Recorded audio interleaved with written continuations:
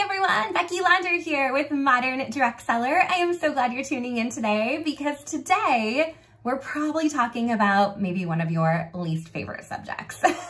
So unless you have a background in finance or accounting or really love crunching the numbers, you are probably feeling a little overwhelmed, a little uneasy, or not so excited about getting together what you need to prepare for tax season.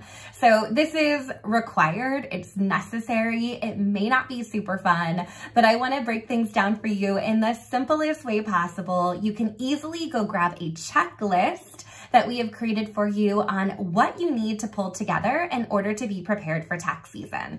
So whether you're doing your own taxes or you're passing things off to an accountant to help file your taxes for you, this checklist is exactly what you need to pull together to confidently go into tax season.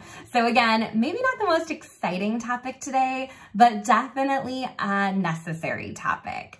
So with that said, let's just go ahead and dive right in.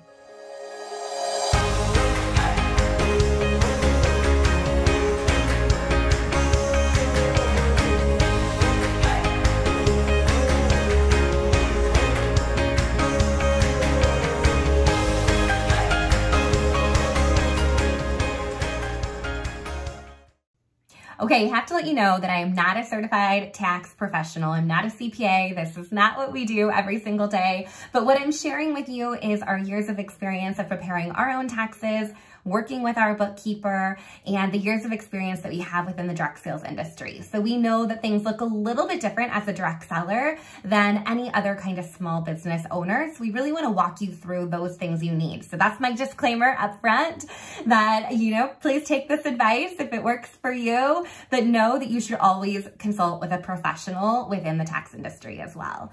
All right, so here we go. The first thing that you're going to gather are your 1099 NEC documents. Now, if you made over $600 with your direct sales company, they are required by law to send you your 1099 by the end of January. It needs to be mailed by the end of January, so there is a chance that you will receive it at the beginning of February. Get that document, set it aside. This is going to include the commission that you've been paid, the bonuses, the overrides, the incentive trips. Any kind of gift that you receive from your company is going to be documented in that 1099 document. So you're gonna go ahead, you're gonna set that one aside. That's one thing that is absolutely required that you're going to need to file your taxes this year. If you work with multiple direct sales companies, you may have multiple 1099 NECs coming in the mail. So make sure you keep an eye out for those. You grab them, you add them to your file folder. The next thing that you may be receiving is a 1099-K form. Now the 1099-K comes from third-party payment processors. So if you're a big vendor event person and you're doing a lot of events and taking payment via Square or PayPal or Venmo, you may receive a 1099-K from these providers. Now, in the past, there was a pretty high threshold. You had to do over 200 transactions or $20,000 in sales through that payment processor to get a 1099-K. That law has changed for 2023, and most recently, the IRS said it's a little bit of a transition year. So they've lowered that threshold, so if you have over $600 in sales, regardless of the number of transactions, that you will be receiving a 1099-K. But it does sound like there's a little bit of wiggle room here in 2023.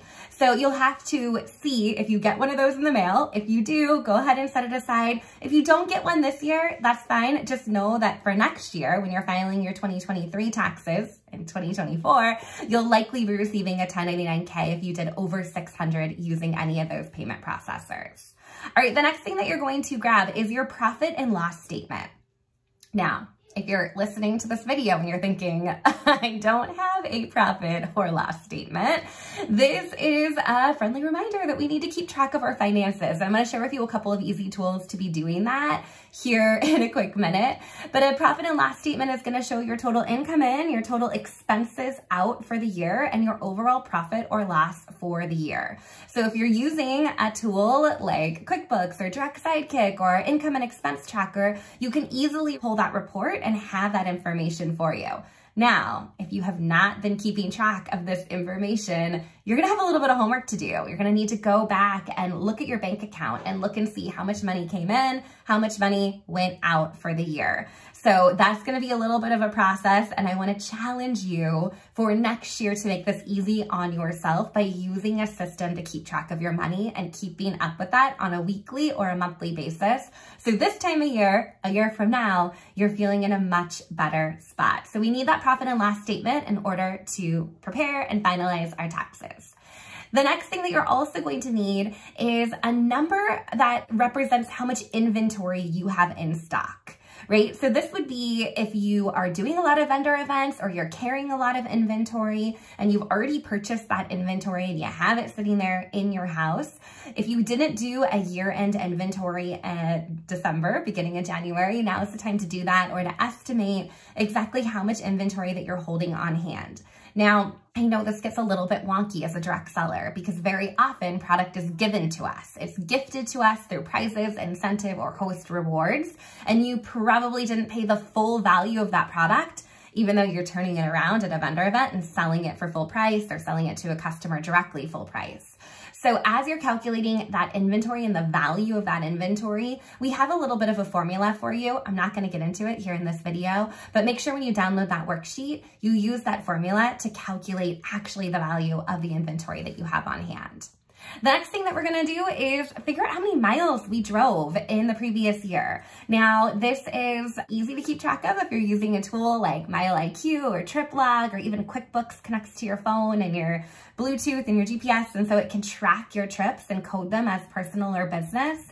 But if you're not traveling a lot for your business, if you're running more of a virtual direct sales business, then you probably could just jot down any of those trips that you've taken in a planner or a workbook, or even simply by going back and looking at your calendar. So make a good estimate of how many miles you traveled in the previous year, so you have that number as you're going into your taxes as well. You also are going to want to gather your home office expenses. So the luxury of direct sales is most likely you're working from home. This is my home office right here. So you can calculate your home office and use that as part of your tax prep. So there's direct expenses associated with your home office, such as I needed to replace the light bulb for my light. That's a direct expense associated with my business.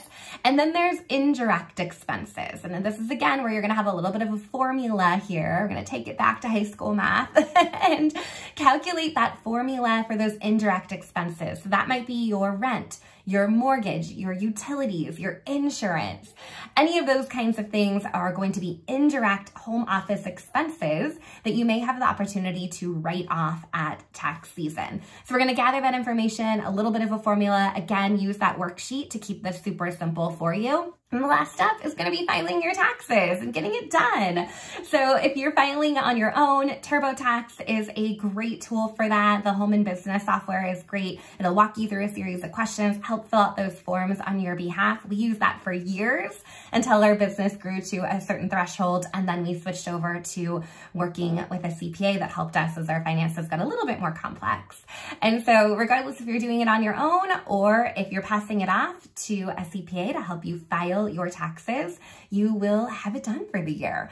So there you have it. Make sure you grab that worksheet. That's really going to help you out as you're preparing for tax season as a direct seller.